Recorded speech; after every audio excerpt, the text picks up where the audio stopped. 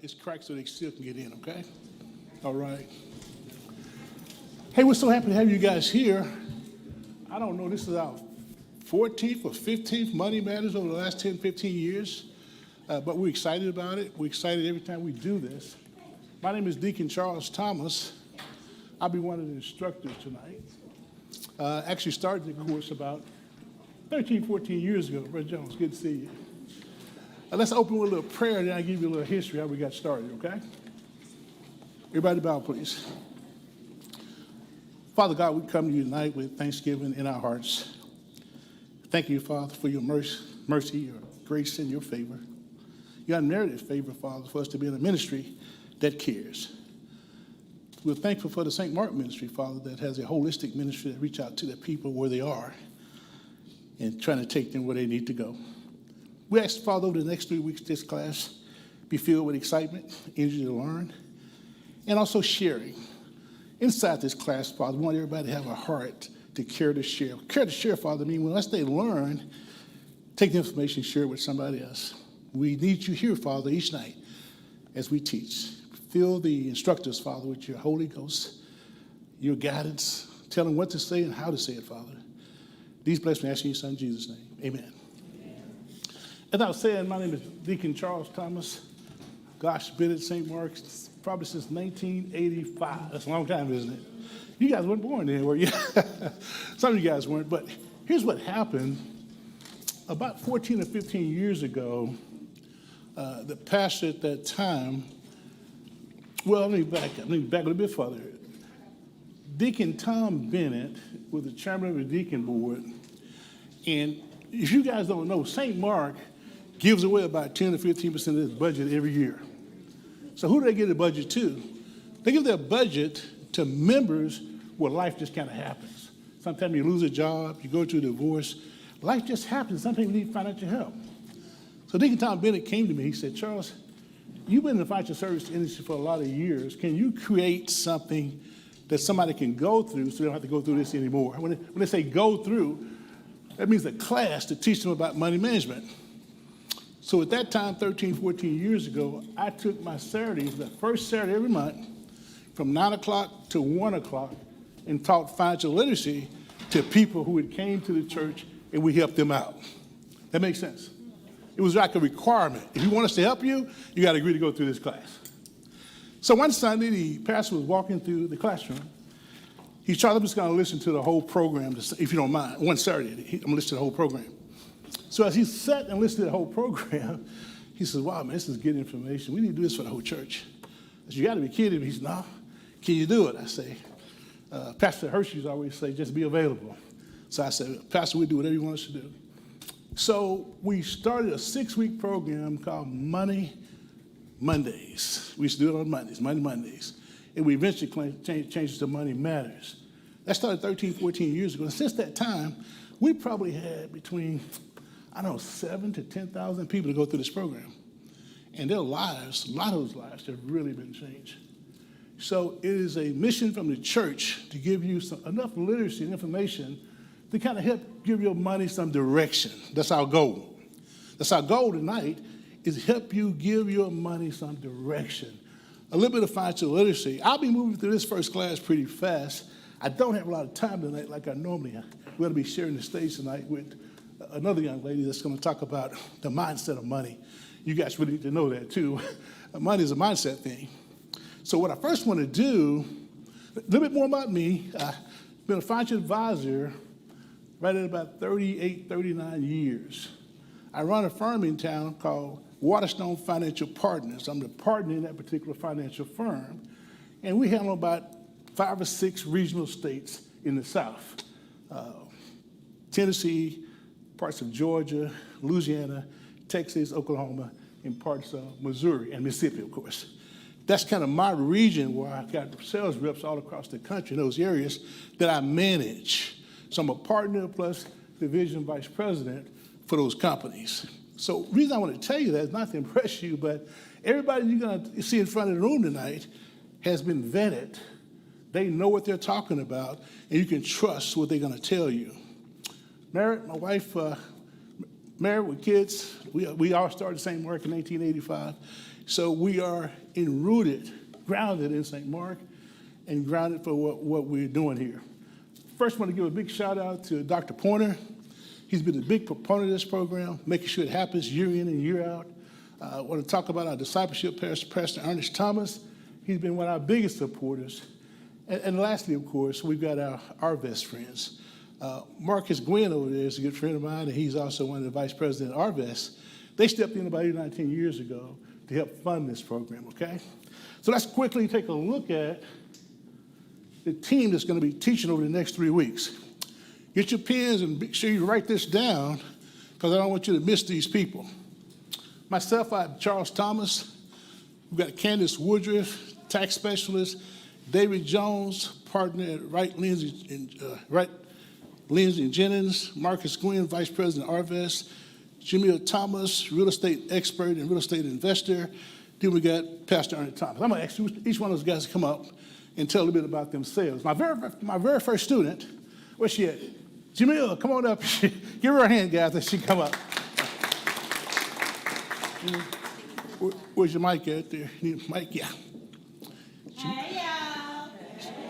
She don't need a mic, does she? But anyway, go ahead, Jamil. I'm not going to tap it, Z. I'm not going to tap it. Okay. Now, can I go? I can go now? Okay. Z want us to be sensitive to the microphone, so I'm going to honor that. Good evening. I'm Jamil Thomas. I can say I'm born and raised at St. Mark because I've been here since my mama dropped me off. I love this church. I was 28 years old when Deacon Thomas noticed me at church with a different pair of shoes on every week. That was my business. It was. And Deacon Thomas said, you done graduated college and you're looking good, but we need to do something about your money because I know you're spending a lot of it. Yes, Lord. I was. Life was fun. And so Deacon Thomas was very strategic in helping me plan my life for early retirement. At 40 years old, I was able to walk away from my 9-to-5, run a company full-time, enjoy time with my family, and it's all because of this class, right? He said, come sit down in here. I'm going to tell you something that you're going to need to know that's going to change your life. And it has. It has. This class is a blessing, not for just me, for other people. If you've ever met me in this room, you know the first thing I probably come out of my mouth is about financial literacy. And one of the reasons is because I need everyone to have this experience, not just for you, but for your families, for your children and your grandchildren. Because that's what the word says, right? Yeah. That we're supposed to build that inheritance for our children's children. And this class allows you to do that, but also not only build, but allows you to enjoy it along the way, okay? One of the main stressors with families is about money. I go to court a lot for real estate stuff, and it's about money, and everybody's stressed, and there's this whole thing. And so when you have this background of financial literacy, it allows you to reduce some of that stress in your life that has to do with, do I have enough? The kids want this, but I may not have it to get it. And it gives you some strategies to be able to be successful in life. So welcome. We are glad you are here, and we are excited about seeing the ways that your life is going to change. Thank you, Jamil. You put it right there. Yeah, Jamil has an interesting story. When I met her, she's driving this great big SUV. You see how little she is, right? We got to get you out of the SUV, and we finally got her in something that really fit her, and she's been taking care of business ever since. Hey, next I want to bring up a young man, very dear to me, David Jones. I want him to come up. He met him when I think he was finished up law school. His wife was in med school. But David is one of the partners at one of the second largest law firm in the entire state. So David, come up here and tell them your story. There you go. All right. Okay, I'm gonna try to be more brief than Jamil was. So I am happy to see all of y'all. My story at St. Mark, me and my family have been here since 2001, and I may not have had a law license when we first met. I may have still been in law school. So I've known Deacon Thomas for a long, long time. Had the opportunity after meeting him to sit down with him, have a conversation about financial literacy. It was not as part of this this class, but a lot of the information y'all are going to learn and gather was information that he was willing to impart and willing to share some mentorship around financial literacy. So when I learned of this class and Deacon Thomas called me and said, hey, you have to be a part of this, I didn't have a way of saying no, but I am very happy to have the opportunity to come and to be a part of the individuals, the stellar individuals that y'all are going to hear from, and they've let me tag along. So I am very glad to be a part of it, to impart to you just a little bit of what I have learned as part of my professional journey about estate planning. So I look forward to talking with you. Thank you, David. All right. Yeah, David's real humble. You don't go to work for the second largest law firm in the state of Arkansas and become a partner if you're not very good at it, right? And his wife has a wonderful practice, gynecologist, Letitia Jones. Support those guys. My next guest is a real special guy to me.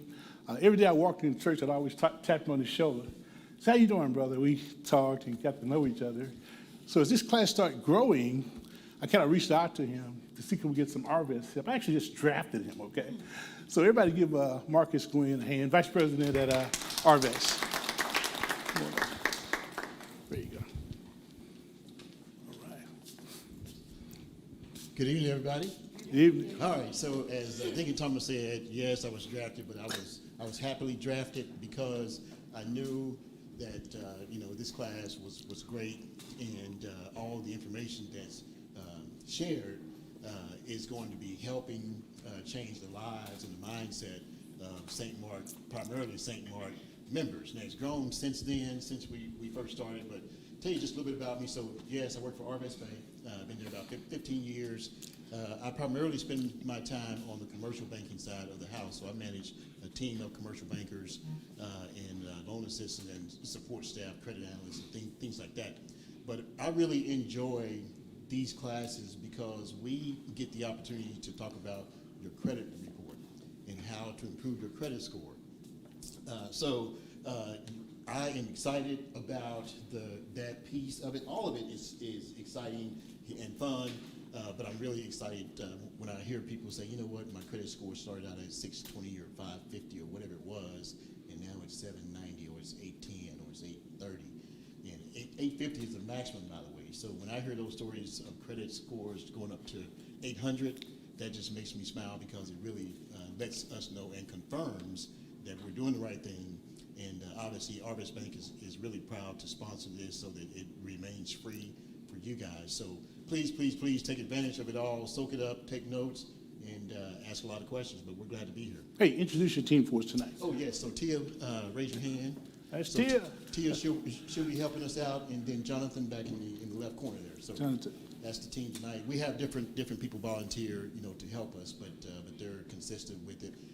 There's another teammate named Dre. He's not here tonight, but yeah, he'll be here next week.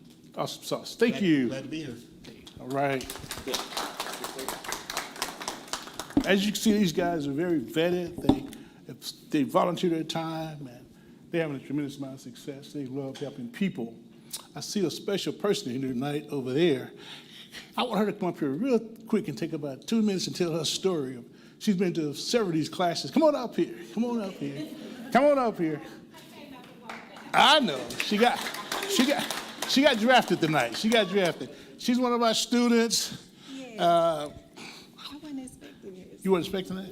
Just speak from the heart, okay? I will. All right. My name is Natasha Balbooth. I've been here for years. I don't even know how long I've been a member here, Yeah. but I've been coming to Money Matters for just about as long as it's been here, and I see it as one of my wellness. I'm always going to be present because I always want to be better in different areas. But I am one of those who was able to pay our public service loan, zero balance. I am one of those who I've paid off different vehicles, gave them to my kids, Okay. to have no payments. So this has been What about your mom? Tell you about your mom. my mom. Yeah, tell her story. Yeah. Both my parents retired. Okay. But my mother, actually, she is the catalyst for me taking finances seriously. But she's the one who's they paid off their home. Like I said, she lives well. She made decisions in retirement, following up with Deacon Thomas. So have I. Please take advantage of the services here. Thank you, Natasha. All right. So that just lets you know that we're going to cover a lot of information, take good notes, ask questions. But let's get started because I've got about 45 minutes to go through this information. Our hopes for you reflect on your relationship with God and your money. You will discover tools to enable you to manage your finances rather than allowing your finances to manage you. You will leave with a deep sense of confidence with God's help that you can manage your money. Our mission for this course, personal financial responsibility. Would you think about that, personal financial responsibility?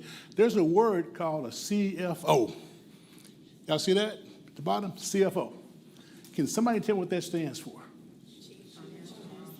Chief Financial Officers. What do chief financial officers do? They manage what? They manage money for what? Corporations, don't they?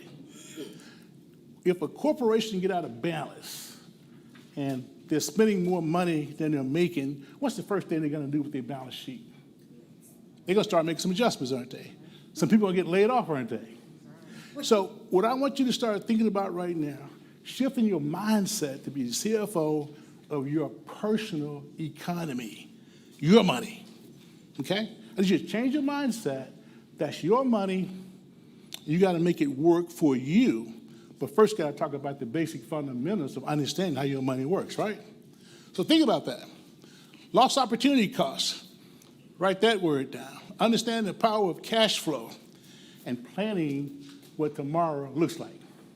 Hope is not a strategy. Everybody say that. Hope. Follow me one time. Hope is not a strategy. Got it? You got to have what? A plan. The rich, biblical foundations. The rich rule over the poor, and the borrower is slave to the lender. That's biblical. Habakkuk 2:2.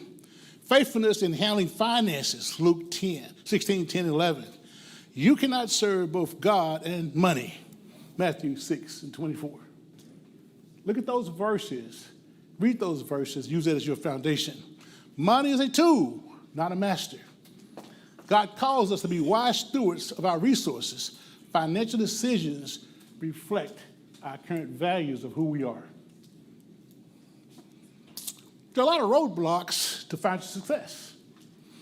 There's 7 major roadblocks: no goals, no financial literacy, debt, poor investments, inflation, taxes, procrastination. What do you think is the number one blocker for most people? Debt. She's got debt. Okay, I like that. Anybody else? Over here?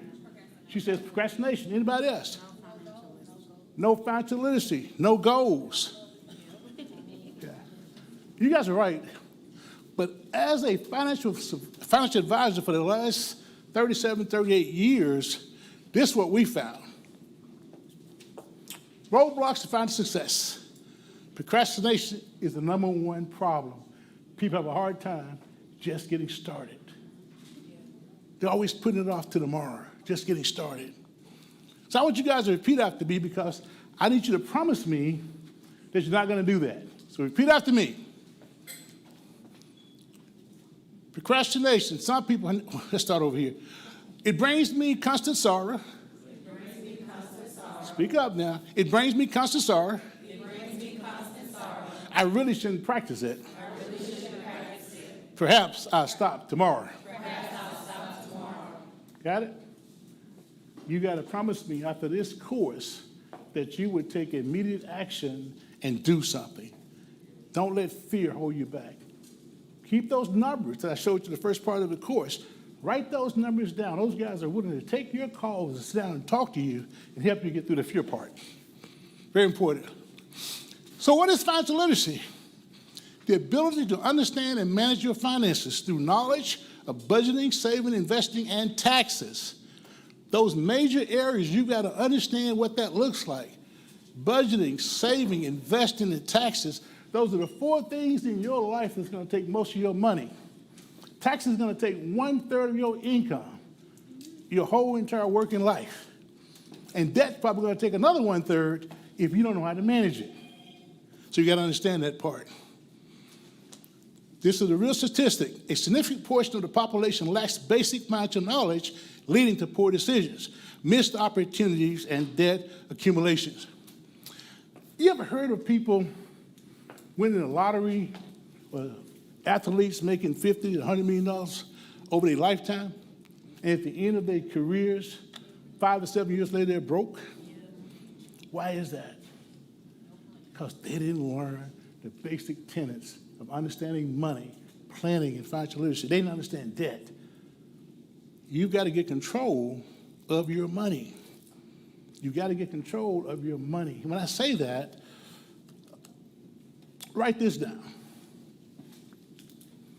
Every $100 or $3.33 that you waste, every $3.33 that you waste over a 20-year period, which is $100 a month, is going to cost you $75,000 of your wealth. And I'm going to prove it to you. I want you to remember that. Key concepts to master in financial literacy. Spending plan, organizing income expenses, debt management, understanding the impact of debt and interest rates, investing, how to put money to work, and taxes. For the next 40 minutes, I'm going to be talking more about putting together a spending plan, okay? What is financial planning? You hear all the time big terms like financial planning, I need a financial advisor, I need a financial planner. Let's talk about real simple what financial planning is. Financial planning is nothing but setting financial goals, tracking your income and expenses, creating an investment strategy, having a retirement plan, and putting your estate in order where you control it. That's all financial planning is. That's all it is. If you can understand how to cover these areas, that's what financial planning is in a nutshell. Nothing major. The stuff I'm going to teach you, well, I'm going to say the whole course, but stuff I'm going to teach you tonight, you can actually do it on your own and don't need to hire a financial advisor. It's just that simple, okay? Why is it essential? A well-laid financial plan helps you stay on track and achieve your goals. Without planning, you risk instability, missed opportunities. If you know what today looks like and plan for today, you got a good idea what your tomorrow can look like. Prime example. How many people need to go to Walmart? Okay. How many people go to Kroger? How many people go on Google and Google stuff? Almost always go to Google, right? Now, this is really important because what you don't know sometimes in life can hurt you. Do any of you guys in here own Walmart, Google, or Kroger stock? Got one person in here. Got 2, 3 over there, 4, 5. Got 6 over there. Most of them look like my past students, too. Let me tell you why that's important. Walmart has already got a return of 16% this year, the first 35 days of the month. Y'all catch that? Kroger's at about 3%. Google is about 9 or 10%. But here's the thing. All 3 of those stocks over the last 5 years have averaged 32% a year. And people don't invest and don't get in the stock market, those things because of what? Fear of not knowing. But it's hidden in plain sight, and it's costing you money. And if you don't have the money, you can't invest and buy those kind of stocks. What does that mean? A one-time $5,000 investment bought in those 3 stocks, you never touch it again, in 18 years returning $1 million. Is that amazing? A $1,000 investment would turn to $1 million in about 28 years. All I'm trying to say, ladies and gentlemen, once we help you identify your money, we want you to get aggressive about what you do with your money. But first, your financial house has to be in order. Did you know the New Testament has over 215 verses pertaining to faith, 218 verses pertaining to salvation, 2,084 verses dealing with stewardship and accountability. There's a reason for that.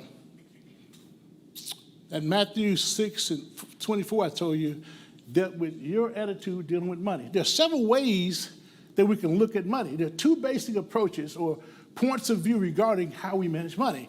There's a cultural way. That's the layman person, don't understand the biblical way. There's a biblical way. So Matthew 6 and 24 tells you the reason God talks so much about money, that's the only thing that will rival you and him. The money, not understanding the money game. So you got to understand biblically what God wants to do with your money. Let's take a look at this. This is the cultural way. We go out and get the money. We go enjoy it and kick it, don't we? We go get it, earn it, then we go kick it. Then we try to repay some people. Is that how most people spend their money? It is, isn't it? Plan. Then we try to donate some, give some to the church or whatever. We try to save a little bit. And lastly, we try to give a little bit. I've got a $50 gift card right here. The first person that can rearrange that and put that in the correct order, I would give you this $50 gift card. Who wants to be first? If you send it, you can't do it. If you send it before, you can't do it, okay? But who want to try? Go ahead. Put those in order. Okay. Acquire, plan,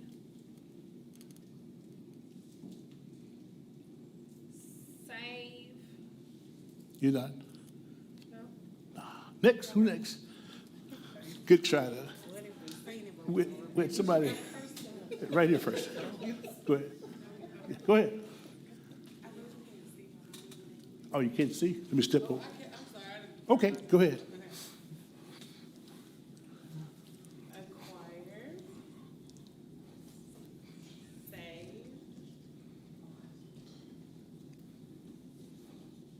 no, acquire, Keep going. plan,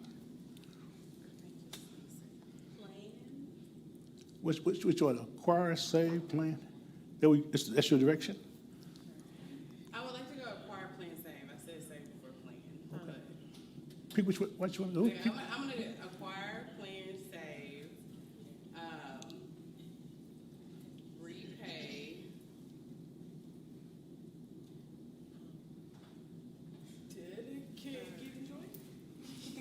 Not quite. Who's next? Lead over here. All right, ma'am. Everybody got let's get the mics out here. Marcus, help me out here a bit, buddy. Let me get a mic over here. Oh, the young lady right there. Go ahead. Plan, acquire,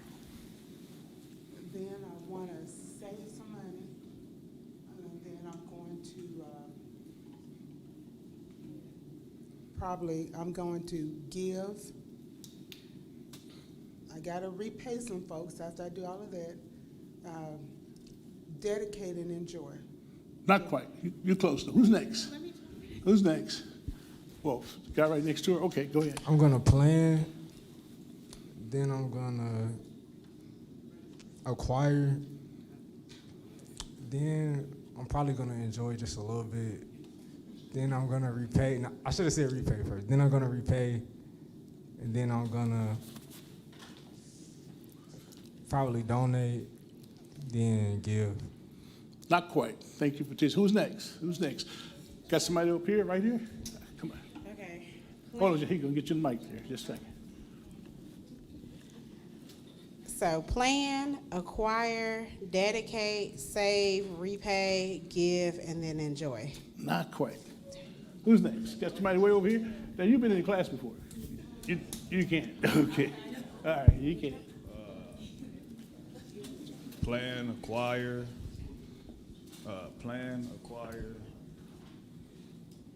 repay, save, dedicate, give, enjoy. Not quite. Who's next? Have you been in the class before? Can't play. You can't play. Can't play. She's been in the class before. She can't play. Who's next? Got a lady right here. Acquire, give,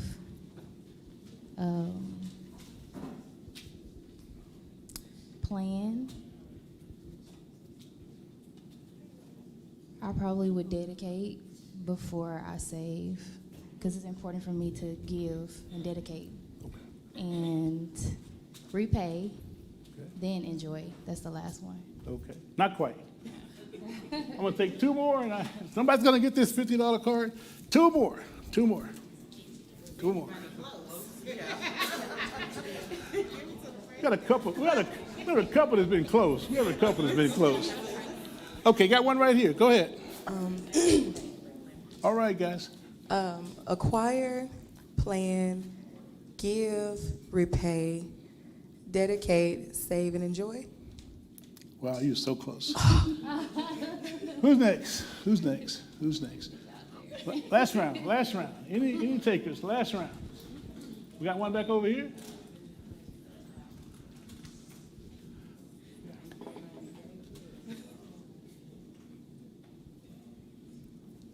Maybe. I tell you what, I'm gonna let her cheat, okay? You tell the lady next to you how it's supposed to go, since you say you want to do it. Tell her how to do it, okay? Come on. Tell her what goes first. Whisper in her ear and tell her. I'm listening.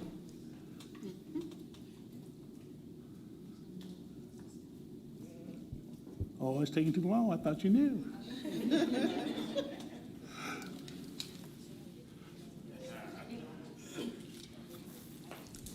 Okay, I got plan, acquire, dedicate. We done. We done. I'm stopping you now. We done. We done. Good try. Good try. Anybody else before I close it out? Okay. Give the gentleman back there in the green shirt. Last time. Last time. I got to take my time on this. Okay? Okay, acquire, plan, dedicate. Let me see. Hold up. Dedicate. What's that? Acquire, plan, dedicate. I got something wrong here. Acquire, plan, dedicate. Save, enjoy, and repay. You're so close, man. I tell you. Okay, I'm gonna let you tell her. Yeah. This is the last one. This last one. Acquire, plan, dedicate, give, save, repay, enjoy. Yay, we got one over there. Now, y'all think about that now. Let's think about it. This is how we spend our money now. This is how we spend our money. Biblically, God wants you to acquire the money, go out and get it, right? You can't plan something you don't have. So first you got to go get it, right? Number two, he wants you to dedicate it.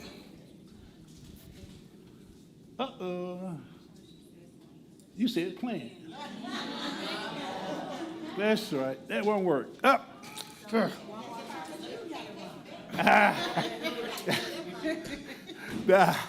Well, anyway. But you got a gift card now. So. Hey, thanks for being here. I'm not going to be an Indian giver. I'm not going to take it back. Anyway, you acquire it, you dedicate it back to honor God with your wealth, okay? You dedicate it back to Him. The next thing we do is we plan it. We acquired it, we dedicated it back to God, now we're planning for the future. The next thing we do is we give tithes and offering. You see how you give yourself anything, have you? You went out and made it, you dedicated it, you planned what to do with it, and one of the first things on your list that you was going to give something back to God. And the most important thing, you got to do something for yourself, save. And then secondly, repay. And then the very last thing God wants to do with that money, after you took care of all these principles, is do what? Now you can go out there and kick it because you get all the foundation stuff in place. Everybody see that? Does that make sense? Any questions? Over here, go ahead. So what's the difference between, because it seems like dedicate and give fall under the same category, so would that not be, would you not tithe your money first? No, you got to dedicate it back to Him because it's His money. You're what you call a money manager. You're like a steward of what God has given you. You went out and acquired it. He gave you the opportunity to go make it. Then you're going to dedicate it back to Him. God, thank you for allowing me to make this money. Right, so my question is like, if you dedicate a certain amount of money back, let's say you tithe 20%, would that not be you dedicating 20% back? No. Dedication, yeah, dedicating is, absolutely. It's like a prayer of thanksgiving. Yeah. We're dedicating it back to you, Father, because you gave us the opportunity to earn it. Giving Him, yeah. So read that verse, Proverbs 3, 9, and 10. I don't have time to go through it, but I put it there for you guys to get and write down, okay? This is God's order for managing your money. That's His order. I'm giving you all these biblical foundations. Pastor Pete normally spends a lot of time talking on this, but before we can have a real conversation about money, you got to understand how God wants you to handle your money, okay? Why God way reflects good stewardship. Honor God first, provides financial security, encourage generosity, promote wise spending, and lead to financial peace. Let me go back to this just one time because I had an experience that I want to share with you guys. You know, before I came a deacon at St. Mark, I was here, my family. I gave money to the church, but I really wasn't tithing. I was giving quite a bit, but I wasn't tithing. Sitting in my dentist's office one day, and we're talking about tithing. He said, Charles, do you tithe? I said, not really. I should. He said, why don't you try it? He said, why don't you try it and see what happens? I said, do you tithe? He said, yeah. He said, when I started tithing, he said, my business, for whatever reason, got 25 or 30% better just by tithing. So tithing is a trust factor. Trusting whether you trust God, that He's giving you the opportunity to earn money, He's going to take care of you. So sure enough, my wife talks about, let me go ahead and tithe. So I started tithing that year. And you know, I'm in sales and running different territories and stuff. The first year we tithed, I know my territory sales went up 25%. It's like God just gave me the money to give more. When you tithe too, it's like putting insurance on your money. It's like the car doesn't break down as much. The appliances don't break down as much. You know, you don't have a hole in your pocket anymore because you trusted God with that small amount of 10% that He wants you to give. So I'm going to challenge every last one of you in here. If you're not tithing, just get started. Whether it's 1% or 2%, just get started and trust God and watch what happens in your life financially. I promise you, you will see a difference. I'm living proof. It's the best thing I could have ever done. So trust God by dedicating it. You're giving it back.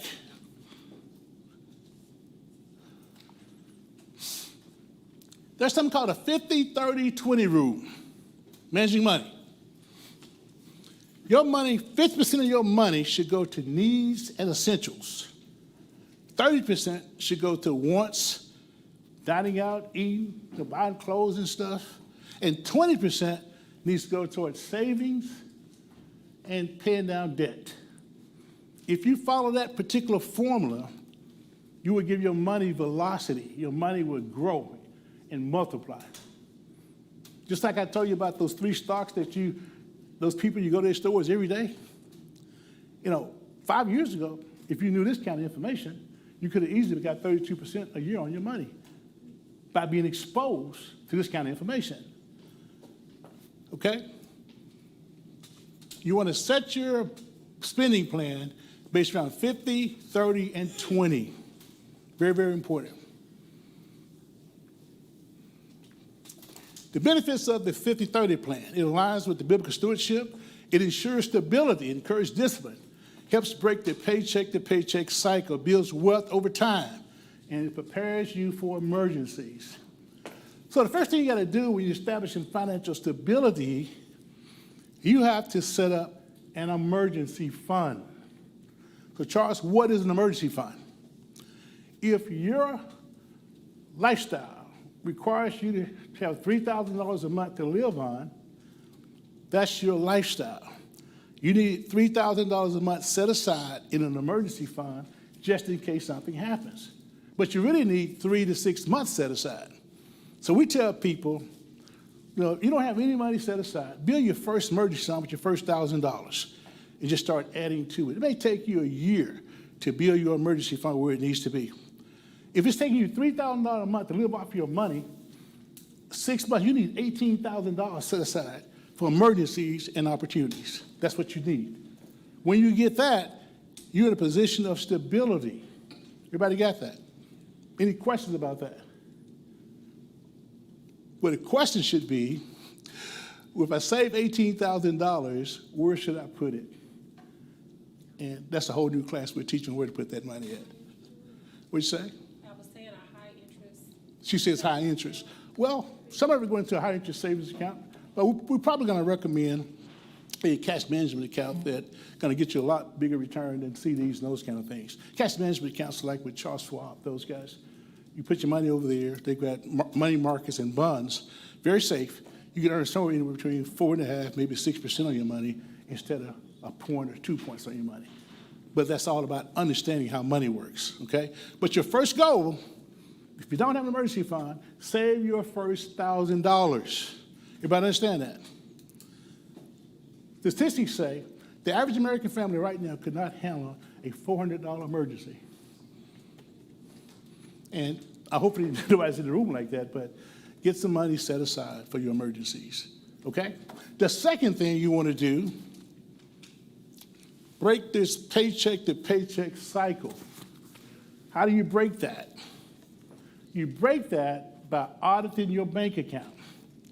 Your first goal is to go back for the last month to 2 months.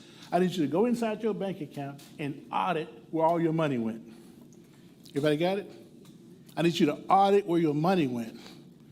And you'll find out if you're spending too much money eating out, too much money on subscriptions and those kind of things. I need you to find out where your money is going. I'm talking about everything. I'm talking about from your hair, your nails, to the barbershop, to gas, everything. I need you to audit your bank account and characterize where your money's going. Categorize where your money's going. Get tongue-tied on that one, excuse me. But I need you to find out where your money's going. Everybody got that?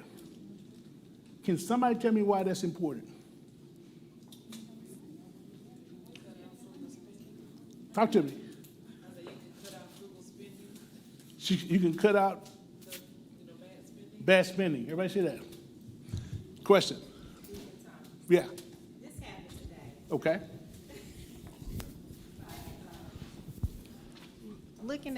I look at my account pretty often to see, but I actually had set up from Please talk to me. two of my credit unions. Y'all was auto paying on the same payment, and I had to call one of the other credit unions to make sure I'm looking at this correctly, and I was. So today I saved $400. Y'all see that? But auditing her bank accounts regularly, she saved $400. So first, audit your bank account, find out where your money's going, right? Number two, I want you to set up a Credit Karma account. Everybody know what Credit Karma is? You should set up a Credit Karma account for two reasons. One, I need you to have a monitoring service to monitor activities on your credit.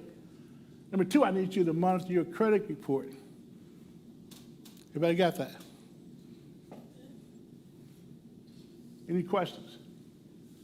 Very important. The next thing I want you to do, I want you to take a look at all your utilities and your insurance. I want you to take a look at how much money you're spending on utilities, insurance, and focus on the groceries. Okay? When you audit that account, there's certain things I want you to look at. Look at the utilities, the groceries, the insurance. We're talking about the car insurance, life insurance. We're talking about those things. Those are very essential things you spend with your money, and I want you to know how much of that money is going out. And here's the last one. I want you to focus on your subscription services. The Amazons, the Hulus, your Comcast cable accounts, your AT&T, whatever you're using to watch TV. See, there's no sense in you spending $200-300 a month on cable TV if that's what you got to watch 5 channels. Because most of you guys are not going to watch no more than 5 or 6 channels. Am I right? So I need you to find out how much money is going out in those areas. When you find that out, we can help you identify where all your money's going, and we can find you a margin. The objective of this class is to find you at least a $100 margin so you can start accelerating your emergency fund, you start accelerating your debt, or an investment account. But your goal in this class when you leave is to have a minimum of $100 you're already spending redirected somewhere else. Okay? We're going to do that for you. All right. Converting wasted excess money into debt. We just talked about that. Cable TV fees, high insurance premiums, excessive subscriptions, gym memberships, you never go to the gym anymore, eating out too much. Redirect this money into investments. Now we're going to talk about that LOC called lost opportunity cost. Can somebody tell what a lost opportunity cost means? Lost opportunity cost. What does it mean? Lost opportunity costs. These are terms, financial terms, that you have to understand to manage your money. Lost opportunity costs.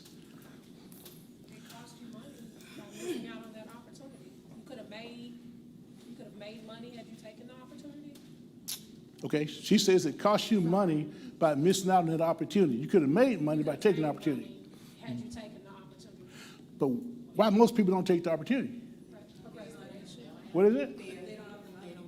Say it over here. They don't have the money. Did you guys hear what she just said? Most people don't take the opportunity because they don't have the money. Remember I told you earlier to take that $100, that $3.33 a day?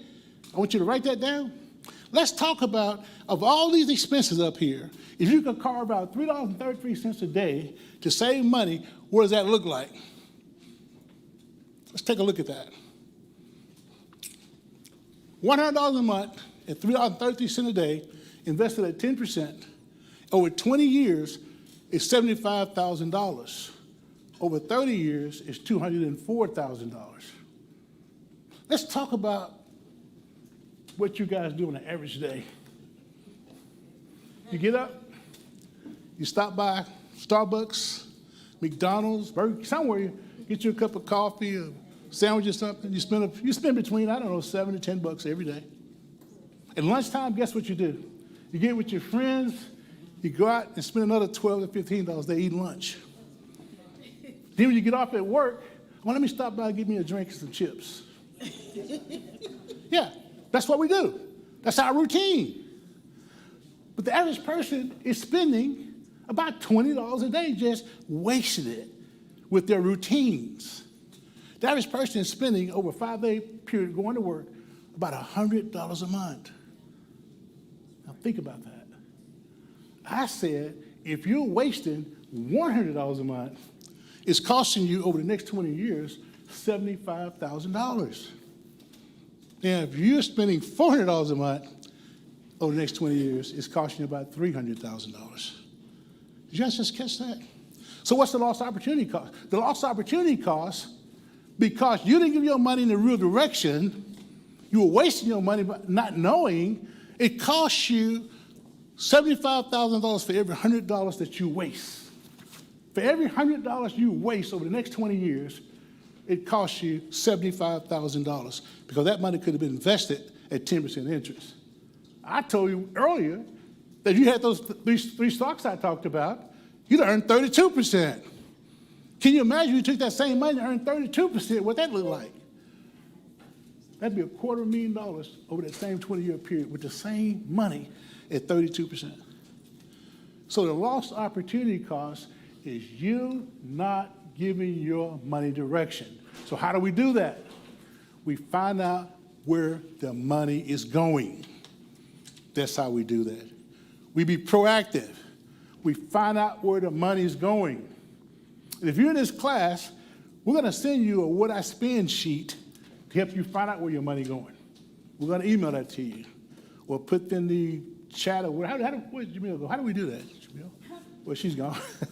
Anyway, we'll email it to you, put it in a position where you can get it, but we would get you what we call a what I spend sheet. I thought we had those in the handout. We didn't have handouts for that? The binders? You want to have binders tonight? Huh? Jamil? I got it. I get an email. Email? Okay, y'all got it? Okay. You guys will get that what I spend sheet inside of an email, okay? But it's very important that when you get this sheet, you follow it from the top to the bottom. It's not every little thing you spend money on to help you identify where you are. See, you can't get started if you don't know where you are. It's like a GPS, like a financial GPS. You've got to find out, where am I today financially? Where is my money going? And that what I spend sheet is going to help you identify where your money is going. Then we can come up with a game plan for you. We can cut the fat out of your spending plan. Because a lot of you guys got a lot of fat in your spending plan. Some of you guys are, let me tell you what some of y'all are doing. Some of y'all are eating out once a week, spending at least $100, $400 a month. See, Sabrina, she put her hand up back there. Okay? Then some of you guys are also spending $600, $700 a month getting grocery. So a lot of you guys are spending from $800 to $1,000 a month on food. And the question, do you have $1,000 in an emergency fund? Do you have a debt elimination plan to get rid of all your debt in the next 7 to 9 years, including your mortgage, student loans, and all that stuff? And we can teach you how to do that. We can teach you how to get rid of all your debt, including your mortgage, in the next 7 to 9 years with the same money you're already spending. That's why Natasha had a great story. That's why her mother had a great story. All they did was redirected money they were already spending. They gave us some direction, and they got rid of all the excess debt that was still in their wealth. See, you can have generational wealth, but you got to become the CFO of your personal economy. You got to get mad about it. You got to get mad. If you don't have $1,000 saved, or you don't have money going into investments, or you don't have a debt elimination plan to get you out of debt, you're supposed to get mad about that. You say, you know what? I'm not going to let them steal my money. Because that's what they're doing. They're stealing your money. They're stealing your money because you don't know. See? They're stealing your money. But we can educate you to control your money. All right? Don't want to beat you up about that, but let's take it one level up. Because I want you to see the real numbers. $300 a month wasted at 10% interest in 20 years is how much money? That's almost $250,000, isn't it? With $300 being wasted every month. Over 30 years, it's $612,000. Now let's take it to the next level. $500 a month, which is $16 a day. Part of that $20 a day that you're eating out every day with your friends. $500 a month in 20 years is almost $400,000. 30 years is $1 million. That's the cost of not knowing. And a lot of you guys are young enough in here to set aside that $100, that $300, that $500 a month for the next 20, 30 years. You have a bright future, but you got to become the chief financial officer of your personal economy. You got to do that, guys. And you can do it. You just need a system, you need a strategy. That's what we're going to teach you. You guys ever rode around in real nice neighborhoods? And, you know, especially if it's through the week, you got a night job, you work, you just riding around looking, I'm going to buy me a house. And there you are in the middle of the day, 2 o'clock in the daytime. You see this young girl, 28 to 35 years old, and she's pushing kids around in one of those little things, you know? And she's at home every day. And she's 20, 30 years old, but she lives in a neighborhood, all the houses are $300,000, $400,000, $500,000. And you ask yourself, how is she able to be at home every day, pushing the kid around in a stroller, and her husband making all the money?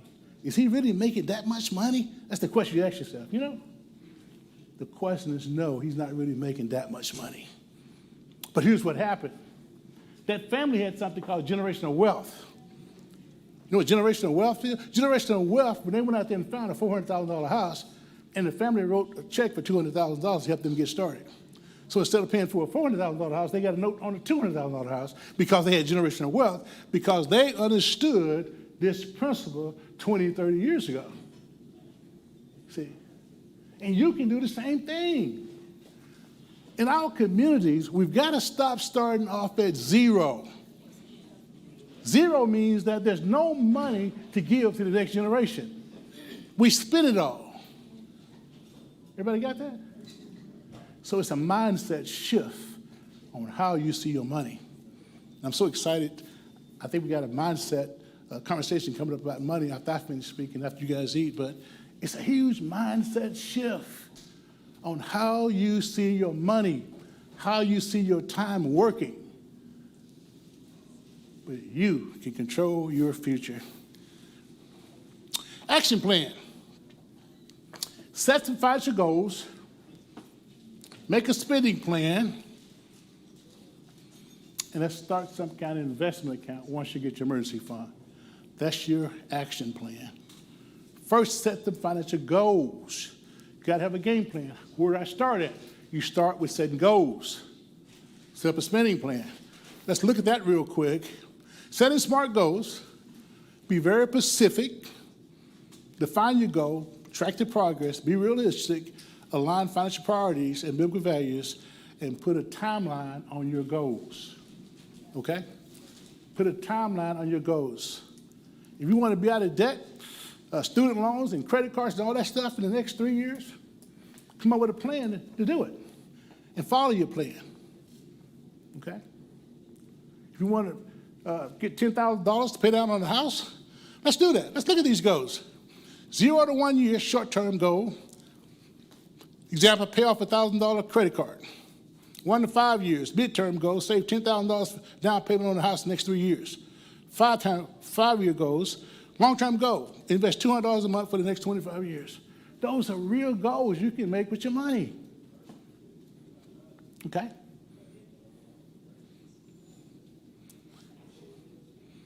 Spending plan is a roadmap. How do you create a spending plan?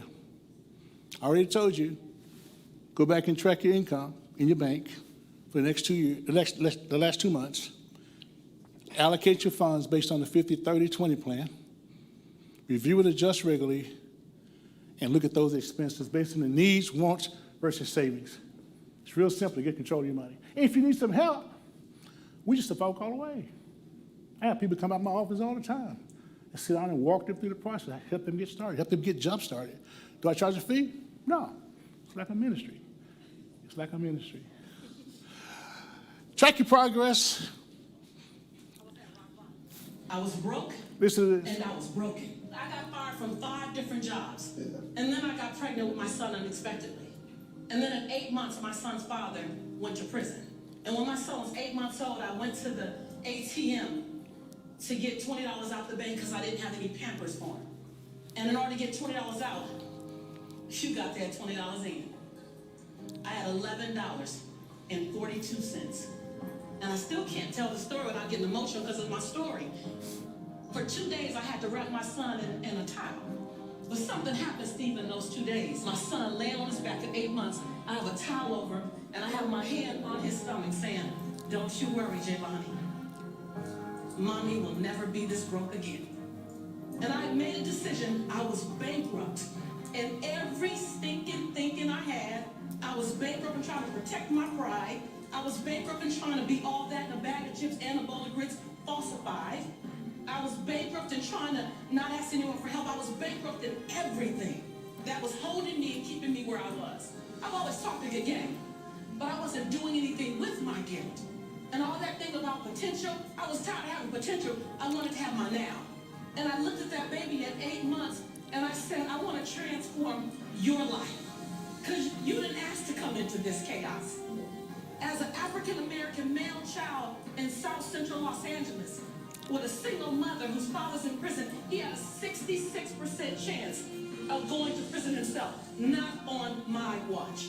Not on my watch. So I have to be willing to drastically transform myself so that I can become the woman that I know I can be. Right. And that's what I began to do. I was radical. See, my grandmother said that conviction and comfort don't live in the same block. Well, if you're going to be convicted about something, you might have to go through some discomfort. But if you want to stay comfortable, why don't you just relax where you are, because that's where you're going to stay. Right. And so are you willing to reinvent who you are? Are you willing to kill away the procrastination? Are you willing to kill away the excuses, the blame game? I never let people call me a single mom by my title. I'm Lisa Nichols, who happens to be a single mother. Don't define me by my circumstances. Define me by my intention. At some point, I have to stop asking, can I be great? Can I be brilliant? Can I be okay and still be accepted? I just stopped asking permission and just gave notice unapologetically, not in a braggadocious way, not in a way that shrunk anyone else, in a way that said, I only got one life, and I'm going to ride this one till the wheels fall off. And that was the beginning of me rescuing myself. I realized that I am my rescue. No one else is my rescue. I am my rescue. Ladies and gentlemen, don't quit on you and your future. I want you to leave this class with a mindset. I'm going to rescue me financially. I'm going to get radical about my money. I'm going to control my money. I'm going to be the CFO of my financial life. It's a mindset shift. It's how you see yourself and how you see your money. It's how you see your future. But one thing about it, you can do something starting today. Hey, listen, my time's up. It's been a plum, pleasing pleasure to be above you, talk to you guys, and I think it's time to eat. Are we ready to eat over there, guys? Y'all about ready to put it out? Just a few more minutes? In the meantime, I'll take a few questions while they're getting everything together. But it's been a pleasure talking to you this first hour. Any questions? Got a question over there? Oh, okay. She wanted to know what she did. Let me finish the story for you. Lisa Nichols was in Los Angeles when she started her speaking career. She's a world-renowned speaker now, a multi-millionaire, and she started from that story of not having any money. When her boyfriend, her husband, went off to prison, she made a decision. I'm not going to sit around, I'm not going to wait. I'm going to rescue myself. And now she's a worldwide speaker. Ready? Food's ready? Food's ready? No. Oh, no? No, it's not. Oh, okay, it's not ready. So I just keep taking questions? Yeah, you still have one. Okay, still got the floor. Okay, over here, please. Okay, when you're talking about the allocating, for example, I'm a teacher. Uh-huh. I have a teacher voice. Oh, Okay. I get paid twice a month Uh-huh. for a check. Uh-huh. Outside, unless I work Saturday school or after school. Uh-huh. That's a separate check. Do I keep that 50, 30, 20 for that separate one, since it's not, some months I could choose to just work 2 days after school and not work Saturday school all the time? It's not a constant. Or do I just immediately feed that into savings or whatever? Okay, she's talking about her pay periods every 2 weeks.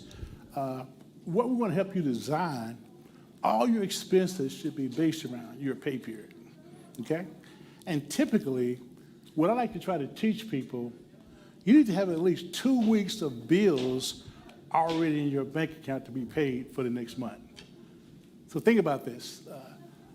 When February 1st happened, February the 1st hit, You should have had your first 2 weeks of bills already allocated inside your bank account to be paid for the next 2 weeks. All those bills. Then when you get paid, you just refill the account. The next time around, you do the same thing. You just keep doing it over and over and over, and it gives you stability, and you always know where your money is going. Nothing's ever a surprise. And when you're teaching, sometimes you get an extra check getting paid every 2 weeks. And that extra check, of course, that's your gravy money. That's money you can set aside for other stuff.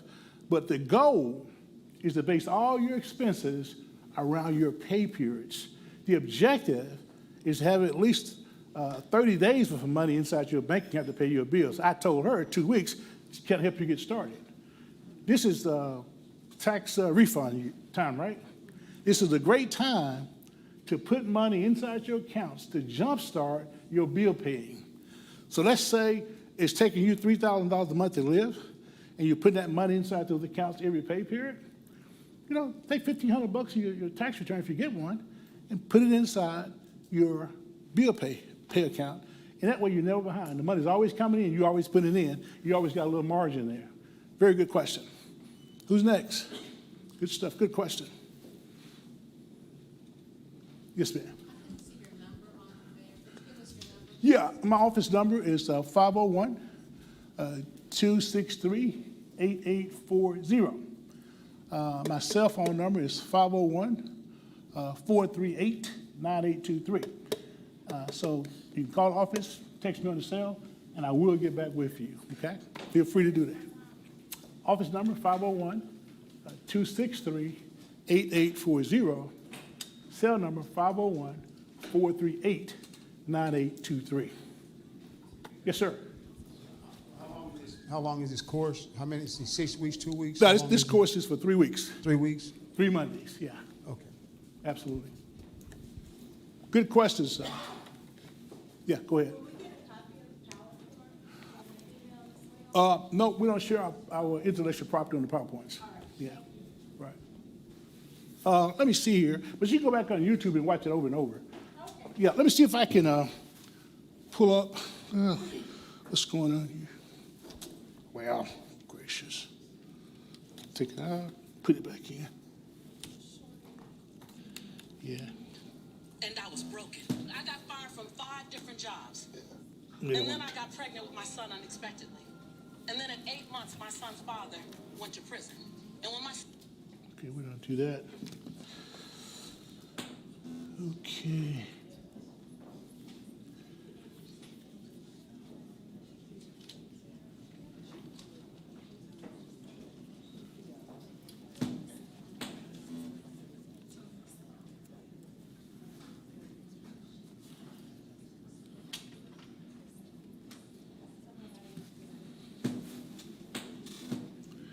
I need some help over here.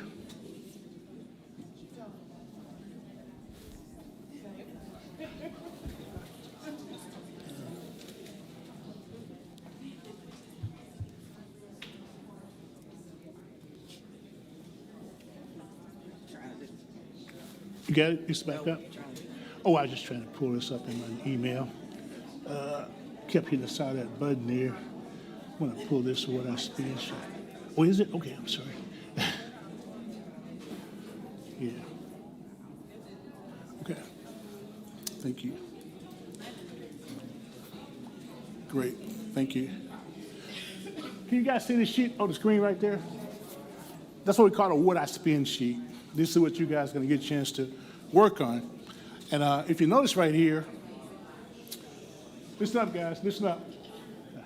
Listen up. Trying to share here real quick. This is the sheet we're going to send you guys. It's got all your expenses over here on this side, everything on this side. Electric, water, gas, trash, telephone, cable, card note, everything. And matter of fact, let's go down a little further.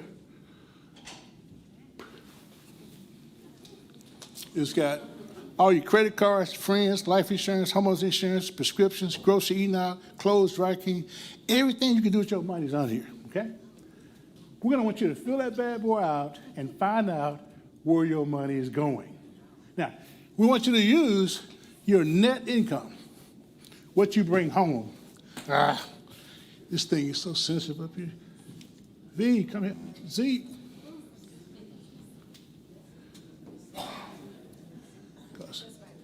Okay, so what I'm looking for your total monthly income, right here, total monthly income. Then I'm looking for your total monthly expenses. It's gonna tell me whether your cash flow is positive or negative. Everybody see that? It's gonna tell me whether your cash flow is positive or negative. But hey, my time's up, but we will send that out to you, and feel free to talk to us and walk you through it. You ready? All right. Father God, thank you for this food we're about to receive, for nourishing our bodies. In your Son, Jesus' name, amen. All right, so here's what I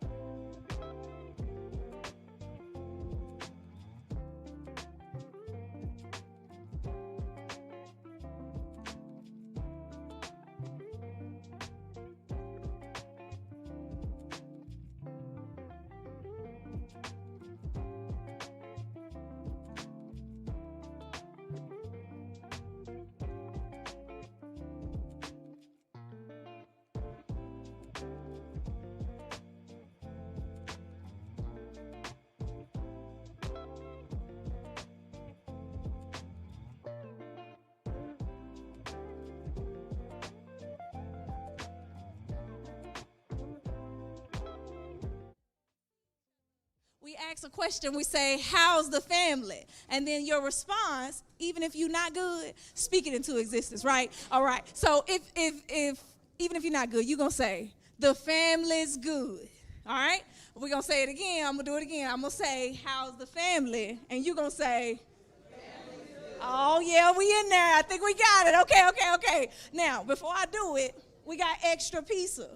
Get you some more, please. Yes. I think they gave you 2. We need to make sure that Jesus touched it and gave us some extra. We good. Go ahead, get you another 2-3 slices. I think you're good to go. Help yourself. All right, how's the family?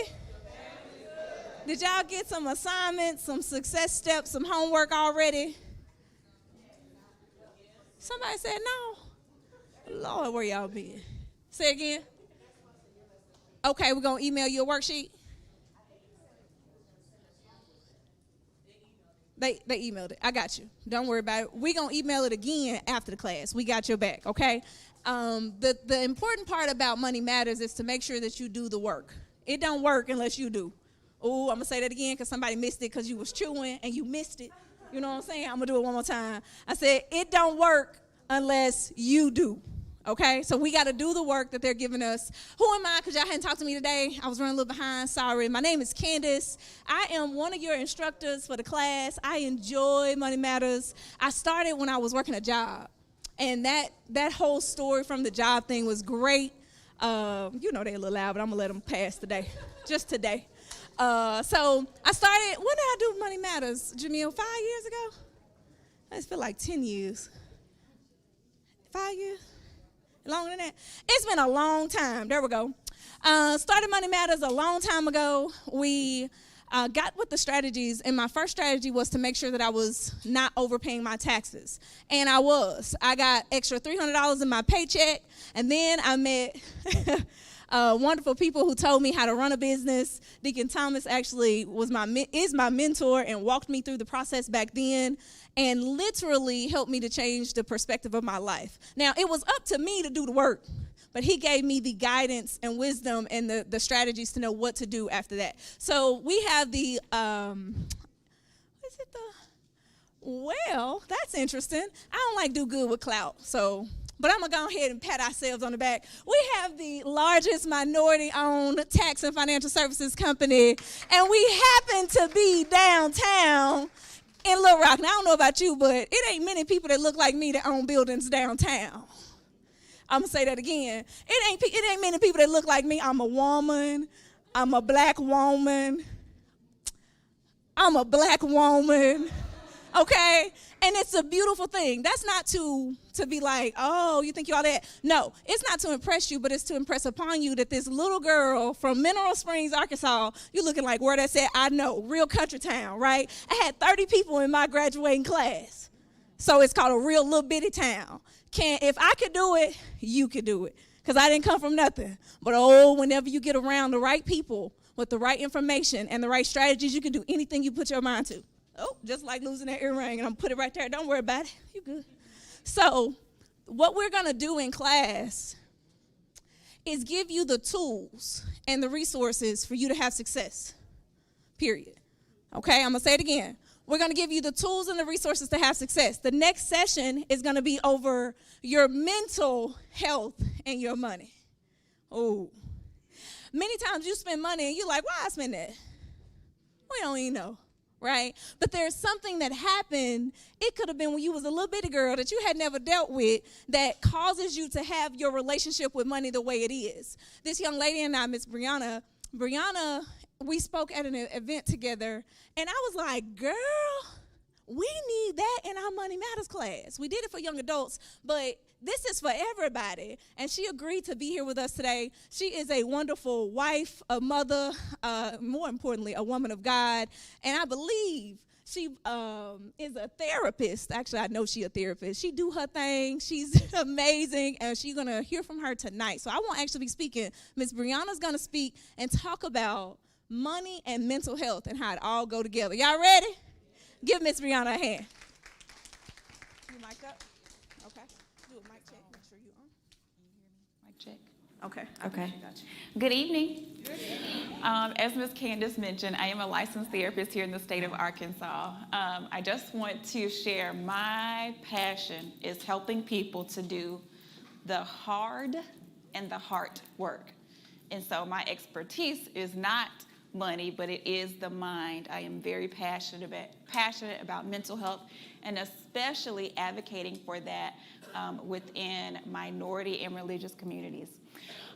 So I want to go over my 4 rules for this presentation as I am watching my time. I'm going to have y'all out of here on time. But my 4 rules, number 1, please don't leave here diagnosing yourself or any friends or anybody else. This is just for educational purposes, not for us to play therapist at home or with anyone else. Number 2, please wait until I leave to throw your handout away if you're going to throw it away. Okay? Don't do it in my face. Let's be respectful. All right? Number 3, speaking of the handouts, the handout is only helpful if you are honest, right? And so this is not like whatever homework, we used to do in college, or we just put something down. It only makes a difference. It only works if you are honest with yourself in this. And finally, if we have the time, feel free to ask questions at the end, all right? We're going to dive right in. Throughout this discussion, I want you to consider this approach. How we do one thing is how we do all things, okay? And so you're going to hear me say that quite a few times throughout this presentation. How we do one thing is how we do all things. On your handout, it has at the top of that, what is financial trauma? Now, let me get ahead of that. Because most often when we hear the word trauma, you're like, unless I done fought in a war or had a near-death experience, it's not trauma. And so I want to use this definition. It says financial trauma refers to the emotional, cognitive, relational, and physical symptoms triggered by significant financial distress. What does that even mean? Okay? Trauma is a psychological and physiological response to an overwhelming or distressing event. So thinking about in layman's terms, if we have come from poverty, or maybe we had an okay, right, upbringing, but then disaster struck, right? A parent lost a job, or you lost a job, and suddenly now we are grasping for money, right? We may not call that traumatic, but it is. And when we think about trauma, it doesn't mean I almost died or it was life-threatening. However, it did change my life, and it changed my perspective on how I view that thing moving forward. That's all we mean by trauma. It's less about what happened and more about the impact that it had on you. So, how can that impact us? How can our own experiences of finances or financial trauma impact us in our life? All right? Potential impacts of the mind from financial trauma. Number 1, anxiety. So I don't know if you guys have heard this term, fight, flight, freeze, right? But oftentimes we have one of those 3 responses to things. And this can come up when we are overwhelmed by financial decisions. So maybe I have just done something that I regret, or I have a financial decision coming up that I'm about to have to make.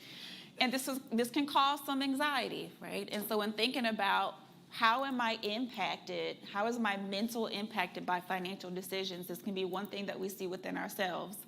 Another one can be depression, overcome with chronic sadness or feeling defeated. There is nothing like feeling so behind that I don't even want to catch up. I don't even know what to do. And I'm so bogged down and burdened down that I do nothing, right? And most often we think that inaction or doing nothing is harmless, but down the line, that's more harmful than anything. But I get how we can get there. So if we have experiences or we know a loved one that is, I just want to take this moment to normalize that. We're going to talk about what to do with that in a moment. Comparison. No, you're not going to receive this as a diagnosis, but man, I see it as it relates to finances. Poor self-image or entitlement, or if I'm doing well, that can cause an inflated self-image if we are well off.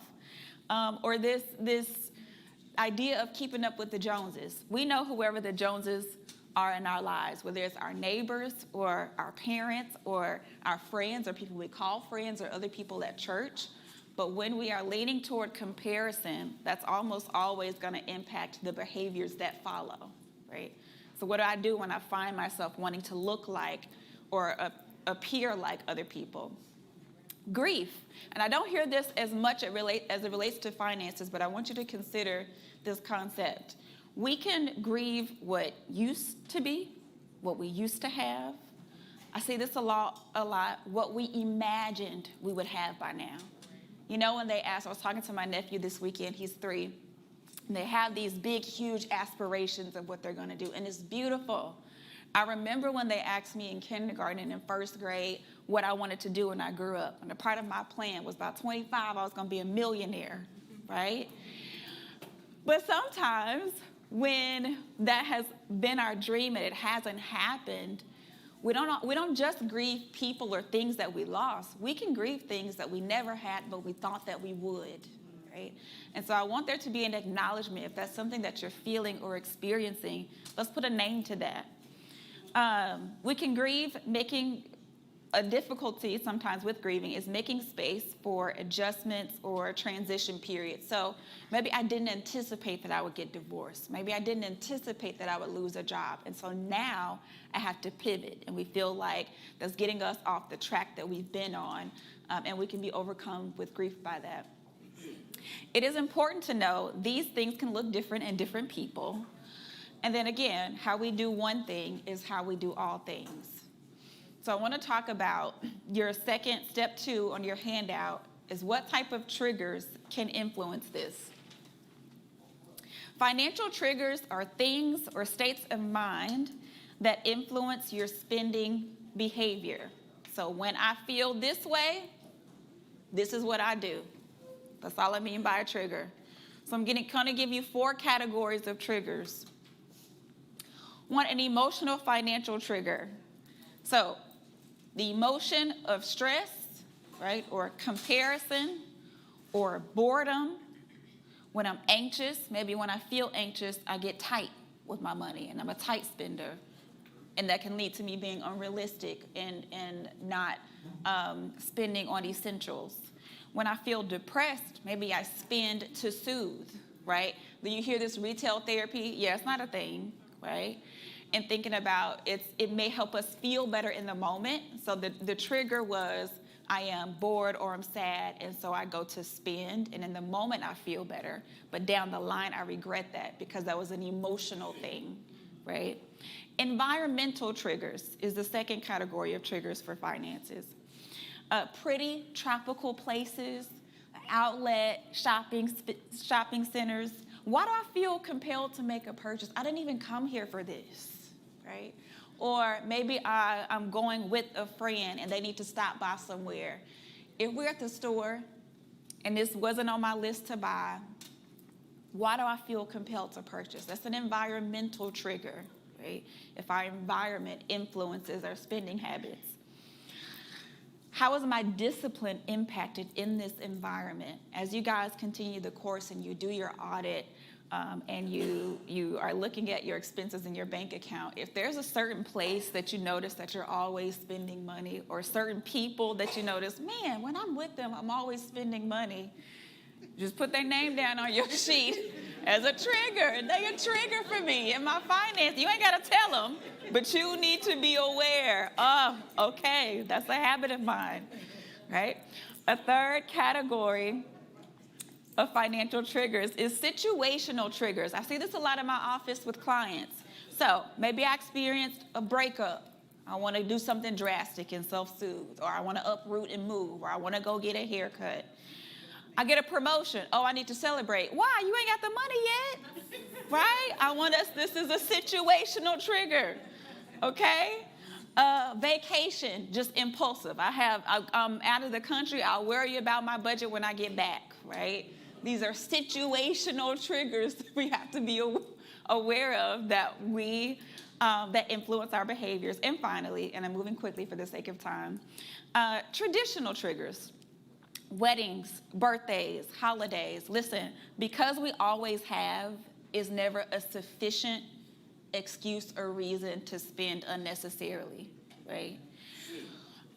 Your grandparents did it, okay, great. Maybe your grandparents could afford it. Your parents did it, but you didn't know they were behind closed doors talking about how much of a burden that was. And so sometimes we make choices to keep up appearances or do things that we've always done, but we have to ask, is it still productive? Is it still beneficial? And does it make sense? Okay? In what other areas in your life are you ruled by triggers? Having triggers is just a part of the human experience, so no guilt, no shame for having them. We all do and we all will. However, growth is when we control how we respond when we are triggered. So, how can I change how I respond when triggered? I want you to begin with an awareness of your triggers, right? So, make sure you don't leave step 2 on your handout blank. We need to know, what are my triggers? Because if we don't know, then we can't do anything about it, all right? So begin with an awareness of your triggers. Time is the kryptonite to triggers. Most often it can wait, and especially when it comes to money, it can wait. If we would slow down and think before acting when we're triggered, it can result in a different outcome. So there are 4 questions I want you to consider asking when you realize that you are triggered. That first question being, why do I feel this way? So let's say I feel eager to spend money. Okay, why do I feel that way? Was I pressured? Do I fear what others will think if I do or don't spend this money? Do I fear that I will miss out on something? Why? Why do I feel eager in this moment? Second question I want you to ask yourself when you realize you're triggered, have I budgeted for this?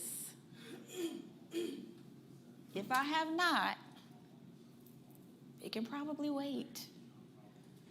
Third question I want you to ask yourself, is there a better option? I know I'm itching to do this right now. I know I want to, but have I considered any other option? And finally, am I willing to wait? And if the answer is no, you got to ask yourself why. I think a great example of this is Black Friday, okay? There's a sense of urgency around, shopping, and you got to get it now. It was the same price 2 weeks ago, and for Black Friday, they just marked it up and told you that it's a cheaper price. It's the same, right? But in thinking about when we're feeling that sense of urgency, I want us to ask these 4 questions of ourselves, all right? Step 3 on your worksheet, your handout, ask, what does financial self-care look like for me? Here's where we're going to fill that in. Financial self-care looks like identifying and utilizing your resources. So something like Money Matters on Monday nights at your church, that's a resource. And to your benefit, I understand that it's free to you. This is a resource that it makes no sense not to use, right? Financial advisors. A lot of banks offer classes and resources online that we don't always consider or pay attention to. Helpful colleagues and family members who steward well and actually enjoy teaching or helping. Other budgeting tools, your deacon shared with you earlier, accountability, setting goals with actionable and attainable steps to help boost confidence. I know these things don't seem fun, but we're thinking about looking down the line, does it improve my quality of life? If the answer is yes, it is worth the investment of your time and attention. Okay? Again, how we do one thing is how we do all things. If we are lackadaisical about our finances, I bet you I can find 5 other places in your life that you have that same approach, right? Oftentimes that looks like we get lackadaisical about our physical health, about our academics if we're in school. We can have that approach about our friendships, right? So we're talking about finances tonight, but I want you to ask yourself these things across the board. All right? What has kept me, step 4, what has kept me from implementing financial self-care before, right? And I think that's a step that we miss often when we are setting new goals for ourselves and we just start running. But I think it's worth it to look back and say, hey, what's taking me so long to get here?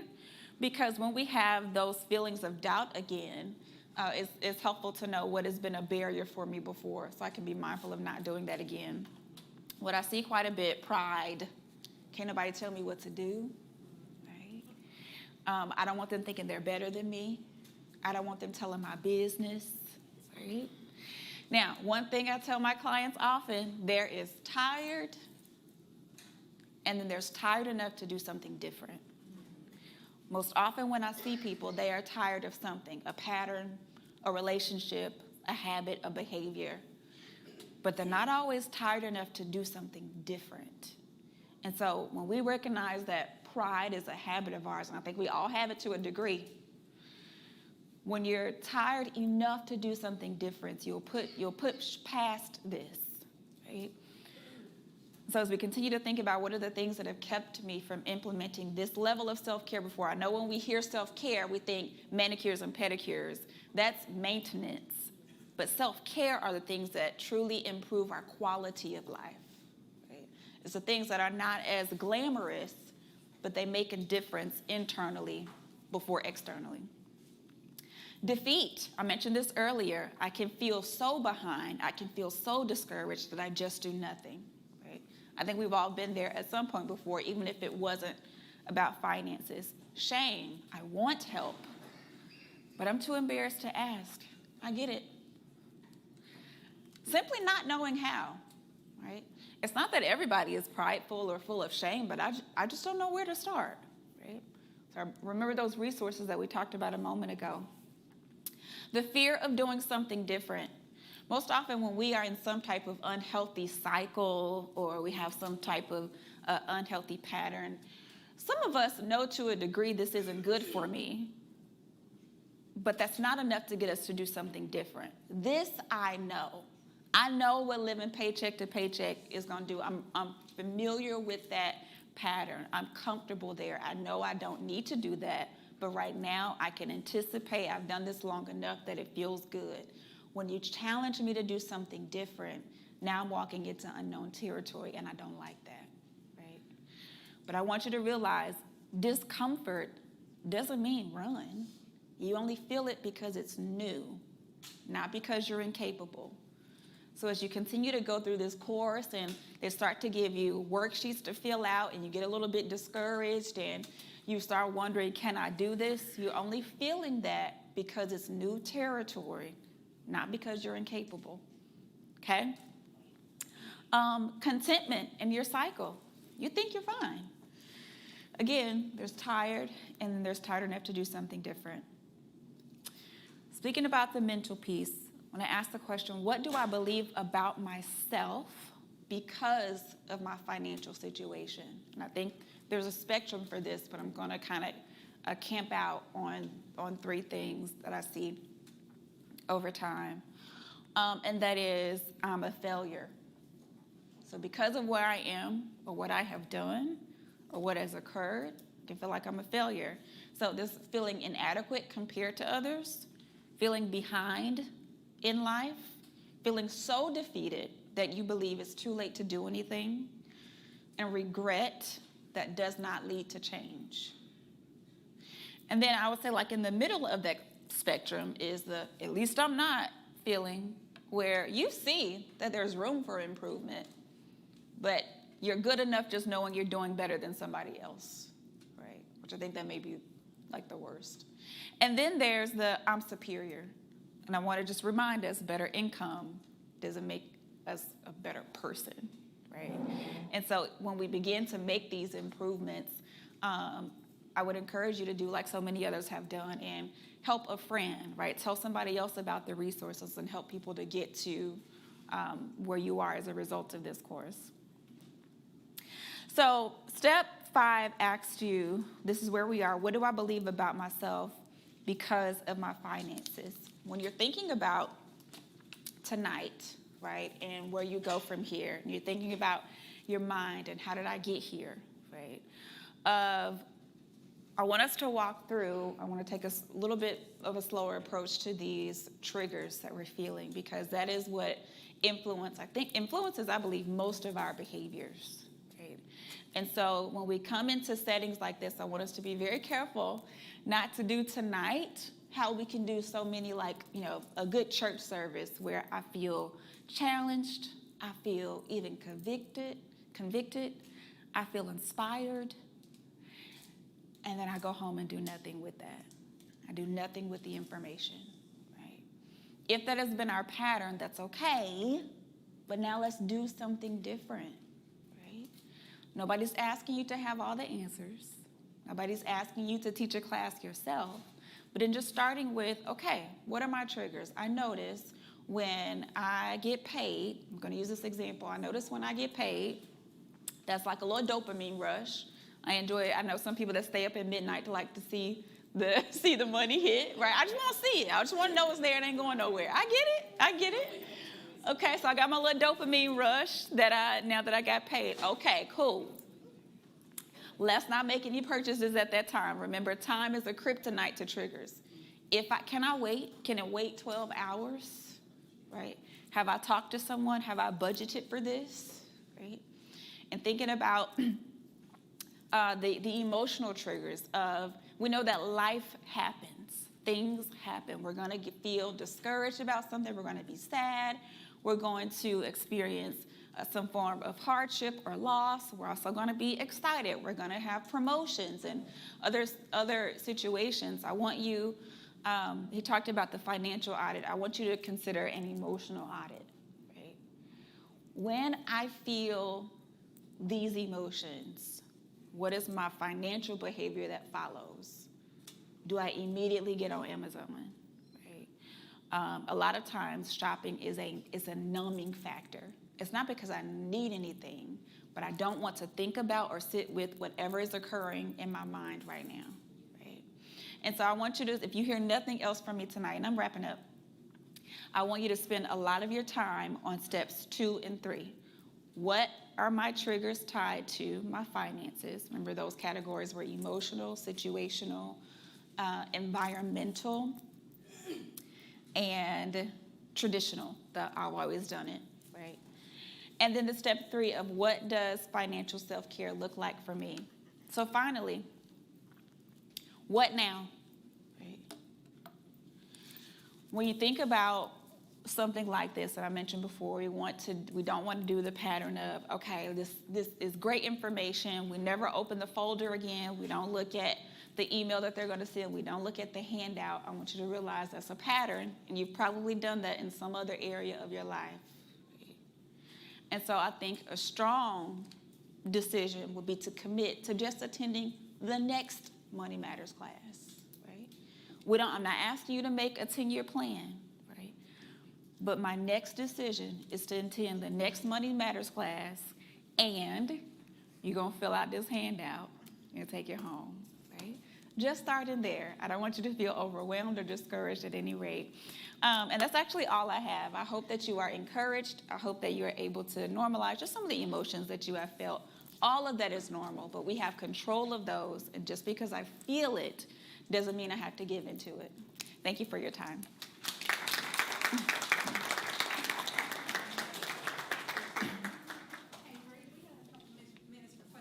Yes.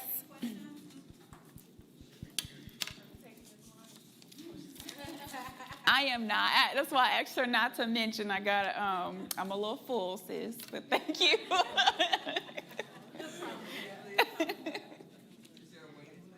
There is. Yes. Yes, ma'am. And my website, BriannaDodds.com. If you want to be on the waiting list, you can email me at hello@BriannaDodds.com. Good question. Do you offer like courses or sessions that assist people with like their mindset and how they manage their money according to like the things that you mentioned, like emotions, environment, situations, stuff like that? Yeah, no courses, but if you wanted to make that a part of your treatment, like in an individual therapy session, yes, that's something we could approach. Because it is more likely tied to other areas of your life, not just finances. Yep. Yeah. Good question. Yes, sir. How do you suggest a person overcome the comparison trap? You said comparison trap. Yes. Can you repeat the question? How can someone overcome the comparison trap? What I tell clients often is, first of all, it's so unfair because consider the scale for comparison. We have us and then we have them. Of the two people, who was the person that we know every single thing about, good, bad, ugly? Us. So while I may see what they are portraying as success, I don't know what they have in savings. I don't know how much they lost. I don't know if they actually have what they're saying they have. And I don't have a way to find out. And so at best, it's imbalanced, right? And sometimes that's helpful, because I think we're all prone to that, especially in this age of social media. But you have to consider, I do not have all of that information. And I think a better form of measurement is your own life. Am I in a better place than I was 2 years ago? Whew, okay, that's progress, right? Am I making better decisions now? Do I have more knowledge now than I did 6 months ago? Yes, that's progress. Most often, we're looking at progress at 0 to 100. But that's not how lasting change occurs. Lasting change are those incremental steps. I made a choice. I committed. I stayed consistent. I have $100. Now I got 200. I made it to the 1,000. And all of that is progress. If you're waiting to see the 10,000 in 30 days, you're always going to feel discouraged, because that's not a reasonable view of progress. That's helpful. Yes, sir.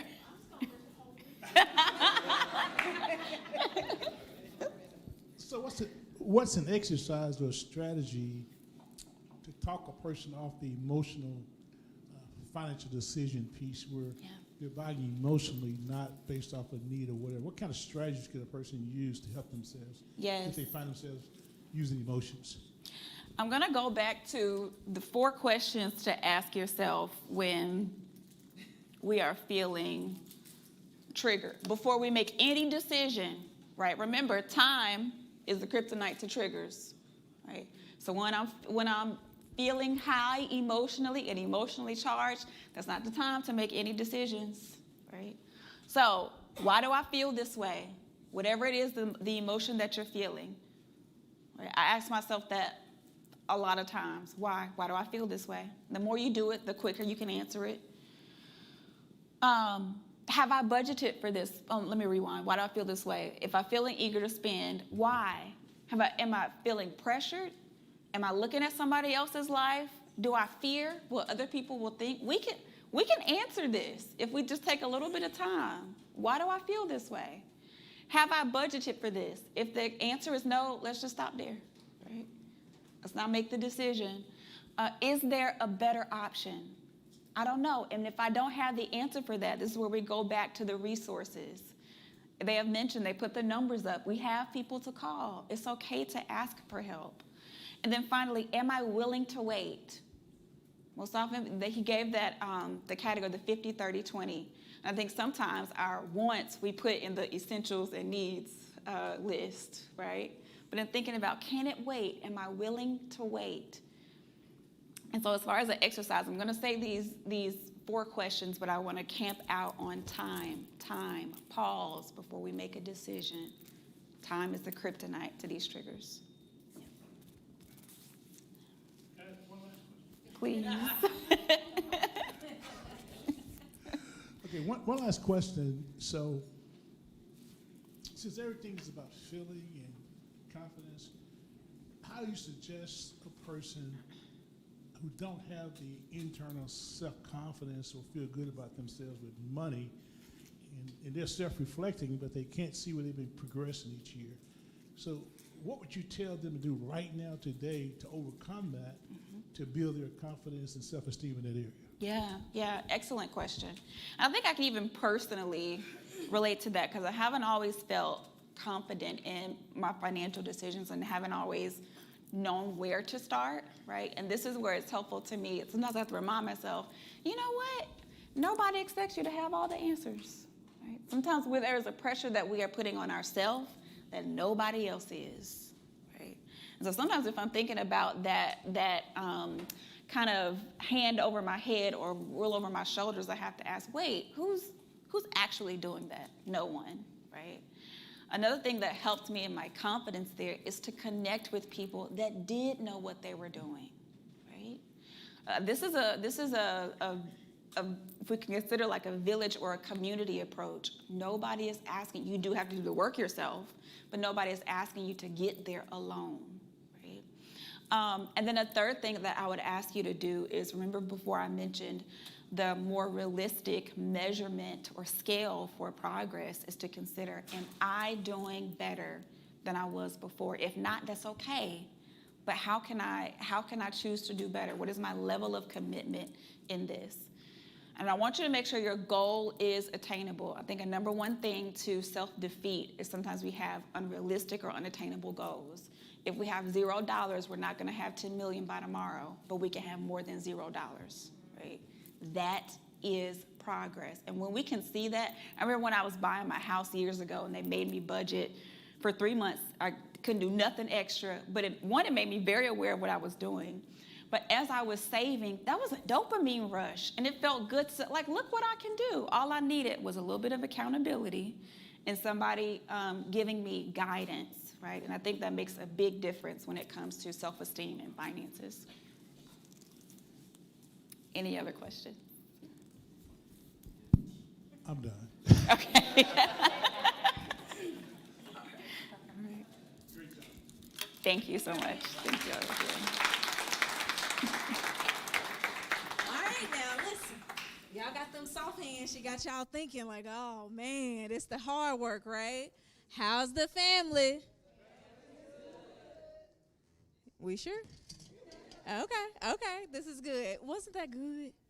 Sometimes you just need a little shift because that's different. We had never done that before. Sometimes we need a shift so we can look at things in a different perspective, especially when you're on the journey. Stop being so hard on yourself. So that's a good time. Brianna, thank you so much. We appreciate you. Okay, y'all ready? Y'all got assignments, but you got one more, okay? One more, just one. I need you to track your spending. What y'all get? What you buy today? I'm sorry. What did you buy today? I was real country for like 2 seconds. Sorry. Mineral Springs now, remember. What did you buy today? Some gas? Nothing? A pot pie? A chicken pot pie. Be specific. Got it? Okay.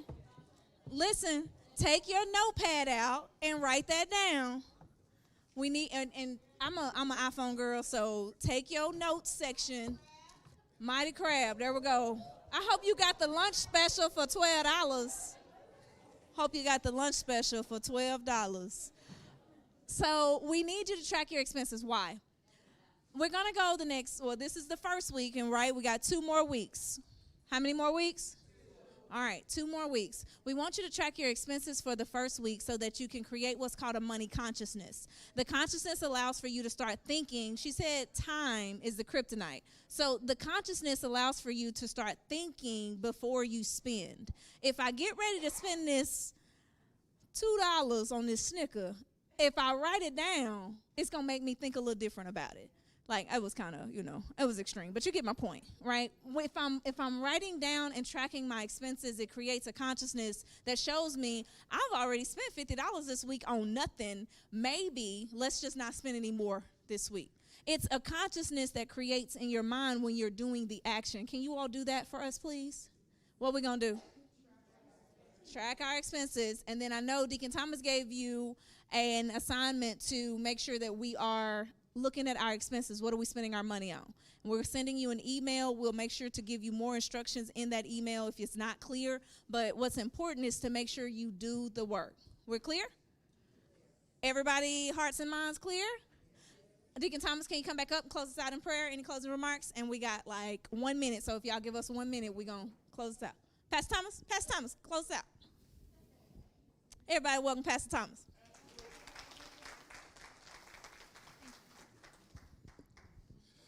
Hey, let's give it up for all of our presenters tonight. I think it's great. This mental aspect of money is so needed, and so it's really going to benefit your life. Once again, thank you for coming out. This is just part 1. It's going to get better and better each night.